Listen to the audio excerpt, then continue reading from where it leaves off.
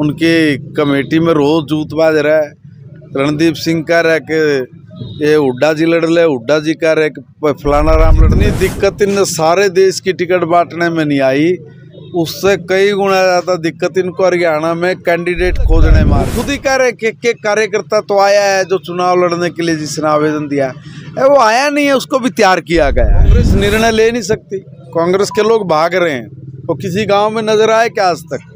उनके कैंडिडेट चुनाव नहीं लड़ना चाहते, वो मान मनोबल कर रहे हैं। हरियाणा सरकार में राज्य मंत्री पानीपत ग्रामीण से बीजेपी विधायक महिपाल ढांडा इन दिनों गांव-गांव जाकर जनता से संपर्क साध रहे हैं और जनता को आने वाले लोकसभा चुनाव के लिए वोट के लिए प्रेरित कर रहे हैं। कि महिपाल ढांडा का कहना है कि आने वाले समय में पानीपत और करनाल लोकसभा से मनोहर लाल को पहले नंबर की जीत दिलानी है और रिकॉर्ड मतों से जिताना है। वहीं कांग्रेस को लेकर जो टिकट डिक्लेयर नहीं हो पा रही, उसको लेकर मंत्री महिपाल ढांडा ने कहा है कि कांग्रेस से चुनाव लड़ना नहीं चाहती है।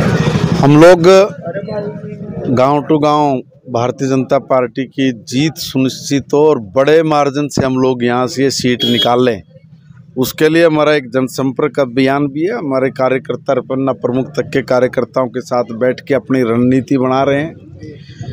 हिंदुस्तान में पिछली बार हम लोगों ने सेकंड नंबर पर यह सीट जीती थी, इस बार हम लोग ये नंबर 1 की सीट बनाने का प्रयास लेके हम लोग चल रहे हैं।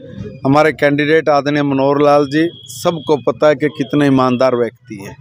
उनकी ईमानदारी पर आज तक कोई विपक्ष भी सवाल भी तक नहीं खड़ा कर पाया। उन्होंने जो भी योजना इस प्रदेश के लिए बनाई वो अंत्योदय के लिए थे कि अंतिम से अंतिम व्यक्ति को भी लाभ मिले, और ऐसा व्यक्ति जिसको हमें वोट डालने में भी फ़ख्र महसूस होगा, हमारी जनता जनार्दन को भी वोट डालने में फ़ख्र महसूस हो रहा है। और जो जीतने के बाद आदरणीय प्रधानमंत्री जी की टीम में एक बहुत बड़ी जगह पे जाकर सेवा करेंगे, और जब ऐसा व्यक्ति तो देश की राजनीति में ऊपर जाके तो सारी व्यवस्थाओं को ठीक करने में अपना योगदान देंगे, तो स्वाभाविक बात है कि करनाल लोकसभा के बारे में वो ज़रूर सबसे पहले सोचने का प्रयास भी करेंगे। ऐसी हमारी जनता की, उनके वोटरों की उनसे आस भी है और अपील भी है कि भाई हमारे यहाँ पर नए रोज़गार के साधन सृजन करना, कुछ बड़े इस तरह के प्रोजेक्ट करनाल लोकसभा के अंदर लेके आना कि जिससे हमारे यहाँ का विकास है वो तेज़ी से आगे बढ़े। ये सारी बातों के साथ मिलके हम लोग गांव टू गांव आदरणीय मनोहर लाल जी के लिए चुनाव प्रचार अभियान में जुटे हुए हैं, और चुनाव प्रचार अभियान में जुट के हम लोग चाह रहे हैं कि हमारा जो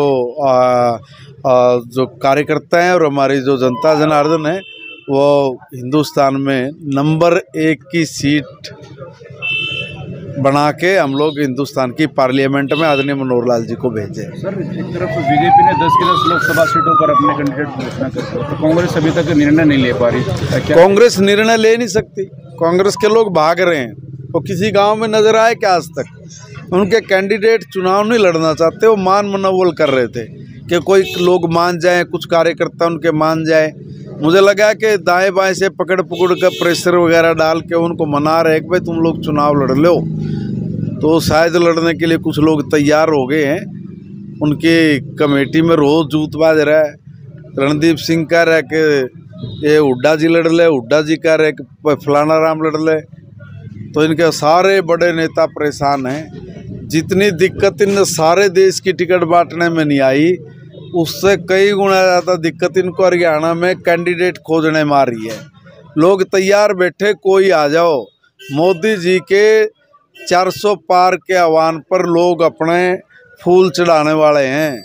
इस देश को दुनिया का सबसे ताकतवर देश बनाना है। लोग समझ गए कि अब ये देश भ्रष्टाचार की दलदल से बाहर निकल के पटड़ी पे आ गया है। अब वो इस देश को पटड़ी से नीचे उतरने नहीं देंगे, और इस देश की इस विकास की स्पीड 100 को भी टप जाए, इसलिए कमल का फूल खिलाएंगे। हमें पूर्ण आशा और विश्वास है। दीपक बावरिया जो उनके कांग्रेस के प्रभारी हैं, वो कह रहे हैं कि ये प्रत्येक लोकसभा सीट पर एक प्रत्याशी है जो भी टिकट के लिए आवेदन कर चुका है। क्या मानते हैं, इनके पास आवेदन करता भी नहीं है?